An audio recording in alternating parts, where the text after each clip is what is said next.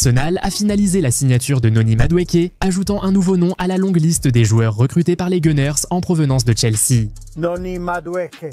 Il a reçu l'autorisation de quitter le camp de Chelsea lors de la Coupe du Monde des clubs de la Fédération internationale de football association. Pour finaliser cet accord avec Arsenal, il devrait passer sa visite médicale très prochainement. Quand les rumeurs ont débuté, cela a paru être une blague pour beaucoup de supporters, des côtés bleus et rouges de Londres, mais l'accord a été conclu avant la fin de la Coupe du Monde des clubs, créant une onde de choc dans la capitale anglaise. Beaucoup de supporters d'Arsenal n'aiment pas cette recrue, comme en témoignent les milliers de signatures recueillies par une pétition visant à empêcher le club de recruter l'ailier. Et pour être honnête, si on veut être franc, Noni Madueke n'est même pas l'un des 5 meilleurs joueurs de Chelsea en ce moment. Pourquoi diable Arsenal a-t-il alors dépensé plus de 50 millions de livres pour lui, surtout qu'ils ont littéralement Bukayo Saka sur l'aile droite? Joignez-vous à nous pour comprendre ce transfert. C'est pourquoi Arsenal a signé Noni Madueke. Mon pourcentage complet? Eh bien, j'ai 22 ans, donc j'ai clairement mes meilleures années devant moi, et j'essaie juste de travailler dur et de rester constant. La vérité est qu'Arsenal adore recruter des joueurs de Chelsea. Pour être honnête, ça a marché quelques fois, comme dans le cas de Petr Cech, Kai Havertz et peut-être Jorginho. On ne peut donc pas leur reprocher de retenter cette même formule. Il faut quand même dire que cette formule n'a pas vraiment marché avec des joueurs comme Sterling et David Luiz, mais comparé à ces cas-là, avec Noni, Arsenal ne signe pas un joueur qui a dépassé son apogée. En réalité, il signe un joueur qui entre à peine dans son apogée. Noni n'a que 23 ans, donc il ne va faire que progresser encore et encore. La saison 2024-2025 n'a pas été très bonne pour lui en termes de statistiques, mais il a quand même été directement impliqué dans 17 buts pour Chelsea, y compris un but contre Manchester City et des buts en quart de finale et en demi-finale de la Conference League. Ces chiffres justifient-ils le prix payé? Les experts en recrutement vous conseillent de regarder le profil et le potentiel d'un joueur plutôt que sa forme actuelle. Avant de rejoindre Arsenal, Havertz n'a été impliqué que dans 10 buts toutes compétitions confondues pour Chelsea la saison précédente. Il a rejoint Arsenal et ses chiffres se sont nettement améliorés. Il a été directement impliqué dans 22 buts lors de sa première saison et 20 buts lors de sa deuxième saison, malgré 4 mois d'absence à cause d'une blessure. Arsenal a vu au-delà de ce qu'il était à Chelsea au moment de sa signature et il s'est révélé être un recrutement très utile, passant du milieu de terrain à avant-centre et jouant ce rôle parfaitement pendant la longue absence de Gabriel Jesus. Même Chelsea eux-mêmes le savent très bien. Au moment où ils ont signé Cole Palmer pour 40 millions, tout le monde les a traités d'idiots car il n'avait pas fait grand-chose à City à l'époque, mais ils ont examiné son profil et son potentiel, ont pris le risque de le recruter et cela s'est avéré être un véritable succès. Alors, allons-y et examinons le profil et le potentiel de Noni Madueke. C'est un ailier gaucher qui sait courir, dribbler et tirer.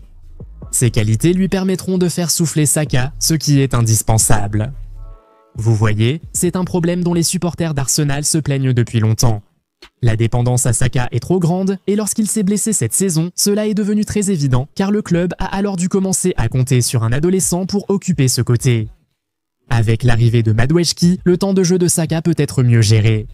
Évidemment, il n'est pas aussi bon que Saka, mais comme nous l'avons vu à plusieurs reprises en équipe nationale, Noni peut certainement faire un travail correct en remplaçant Saka à droite.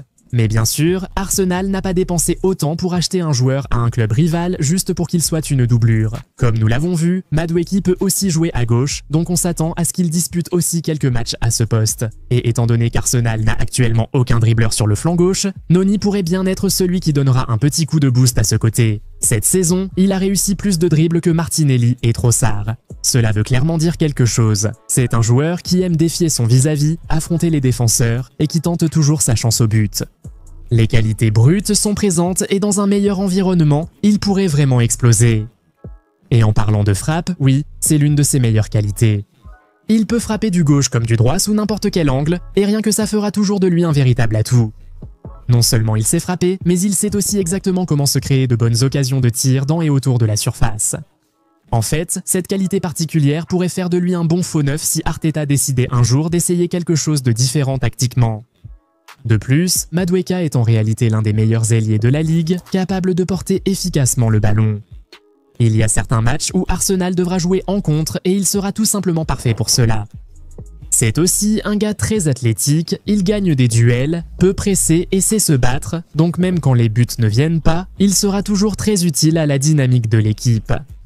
Maintenant, une qualité qui va certainement distinguer Noni Madueke à Arsenal, c'est sa mentalité. Beaucoup de supporters ont parlé de son arrogance comme d'un point négatif, mais en réalité, cela peut vraiment être un atout. Le garçon, très confiant, ose tenter des choses que d'autres joueurs n'essaieraient pas. Ça ne marche pas toujours, mais quand ça marche, ça te fait te lever de ton siège.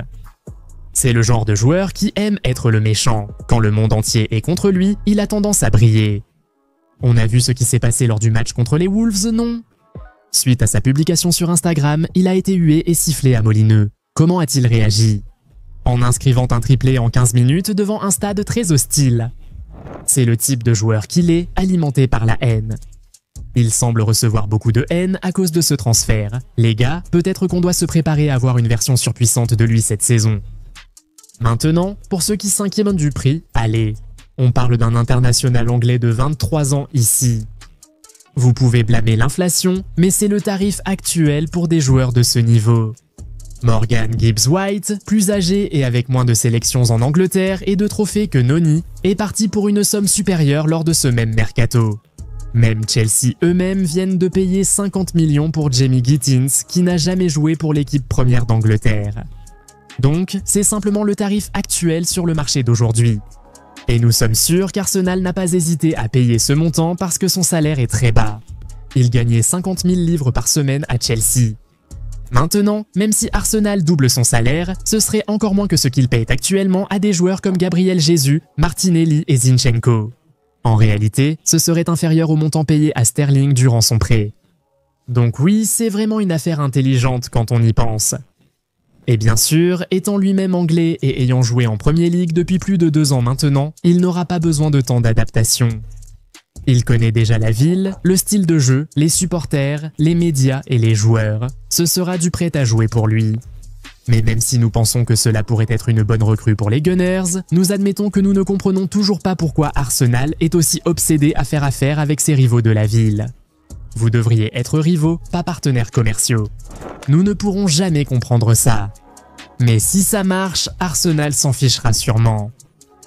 Que pensez-vous du transfert de Noni Madueke à Arsenal? Est-ce un bon choix pour le club et le joueur? Combien de contributions au but pensez-vous qu'il aura lors de sa première saison à l'Emirates? Partagez votre opinion dans les commentaires. Si vous avez aimé la vidéo, laissez un pouce bleu et abonnez-vous. Activez aussi la cloche de notification pour ne rien manquer des nouveaux contenus. On se retrouve dans la prochaine vidéo. Salut!